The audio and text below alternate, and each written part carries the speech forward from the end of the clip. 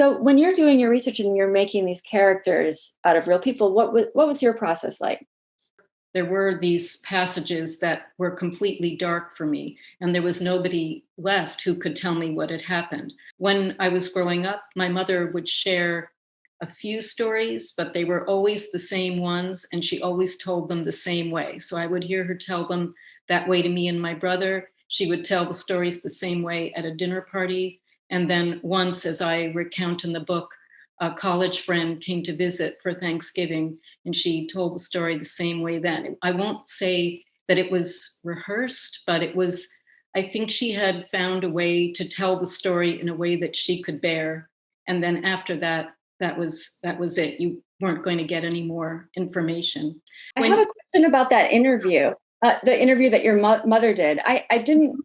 So was that very different than the stories that she um, rehearsed, or the sort of version, or was it exactly the same? It's the same. It was the same. That was what was uncanny about it. When I listened to it, the interviewer was a young Austrian intern who they were coming over from Austria to work at this institute and interview survivors, living survivors of the Holocaust. And it's part of a series that they have there, very valuable series. I listened to many, many of these recordings just to get, in a way, some of those recordings help me fill in gaps. For example, after there were 2 years that I was particularly interested in, which was 1938 to 1940, which was after the Nazis had arrived in March of 1938, but before the family left. And of course, by this time, war was imminent. Then war came. There was rationing. Jews could really barely leave their apartments, because you could get beaten on the street or arrested for no reason, or any number of terrible dangers that awaited you. So my curiosity was, how did people live? How did they get food? How did they survive? For Jewish Americans, there is so much of our identity is wrapped up in where we came from, what our families endured, the Holocaust, of course, as this crucible and sort of uh,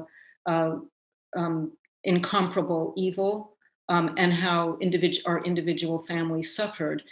What I found, of course, I was doing some of this work as our own country was changing, and we were once again seeing that idea of people starting to talk about, what America means, and I would say when our previous president came down the escalator and started talking about America first.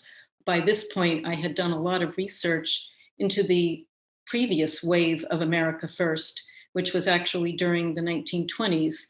America First was the propaganda message of the Ku Klux Klan and of the xenophobic and very isolationist movements that were trying to keep out immigrants. They wanted to keep out Italians, Jews, Asians, and of course anybody from Africa. And this was they were so focused on this mission that laws passed in the early 1920s and 1924 that enacted these very, very restrictive immigration laws. This is why so many Jews got trapped in Europe, because of these very restrictive laws. So this whole idea of, what's America, who's an American, who gets to be an American, what are the rules of Americanness, had me thinking a lot about my mother and how she felt for all of her life. She still felt connected to her European